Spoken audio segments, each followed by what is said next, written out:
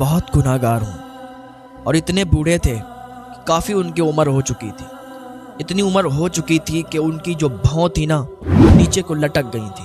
جب وہ کسی کو دیکھتے تھے تو بھاؤں اٹھا کر دیکھتے تھے، اور پھر اگر چھوڑتے تھے تو آنکھیں بند ہو جایا کرتی تھی۔ حضور کی بارگاہ میں آئے تو انہوں نے اپنی بھاؤں کو اٹھا کر حضور کو دیکھا تو دیکھتے ہی رہ گئے۔ پھر عرض کیا، حضور میں بہت گناہگار ہوں، میں نے کوئی نیک عمل نہیں کیے، میں نے کوئی بھی نیکی نہیں کی، مجھے یہ بتائیں کہ اللہ تعالیٰ مجھے معاف فرما دے گا؟ اللہ کی بارگاہ میں اگر اب میں توبہ کر لوں تو اللہ مجھے معاف فرما دے گا؟ یا رسول اللہ صلی اللہ تعالیٰ علیہ وسلم، آپ مجھے فرمائیں کیا میں بخش دیا جاؤں گا، کیا میں معاف فرما دیا جاؤں گا؟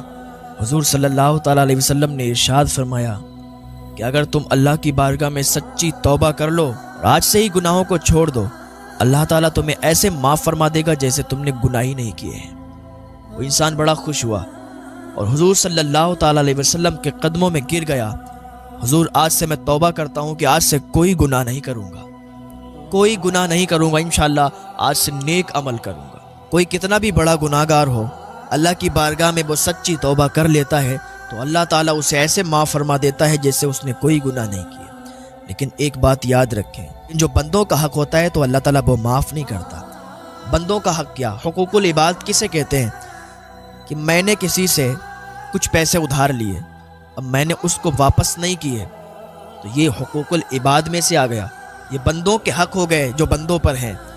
میں نے کسی کو تکلیف پہنچائی، میں نے کسی کا دل دکھایا، یہ حقوق العباد میں سے ہے۔ جب تک میں نے کسی کا دل دکھایا، اس نے ہمیں معاف نہیں کیا تو اللہ تعالیٰ معاف نہیں کرے گا۔ میں نے کسی کے پیسے ادھار لیے، جب تک ہم اس کے پیسے اس کو نہیں لوٹائیں گے، جب تک اللہ تعالیٰ ہمیں معاف نہیں کرے گا۔ ہم ایک گھڑی نماز چھوٹ جائے ہم سے، ایک گھڑی روزہ چھوٹ جائے، ایک گھڑی زکوٰۃ چھوٹ جائے، ایک گھڑی حج چھوٹ جائے، اللہ معاف کر سکتا ہے، یہ اللہ کی رضا ہے، اللہ معاف کر سکتا ہے۔ لیکن کتابوں میں نے لکھا دیکھا ہے اللہ حقوق العبد معاف نہیں کرتا، یعنی کسی کا اگر تم دل دکھا دو اور وہ تمہیں معاف نہ کرے اور تم ایسے ہی مر کے چلے جاؤ تو اللہ تعالیٰ وہ معاف نہیں کرتا ہے جب تک وہ انسان اس کو معاف نہ کرے۔ اللہ کی بارگاہ میں دعا کریں کہ اللہ تعالیٰ راضی ہو جائے ہم سے۔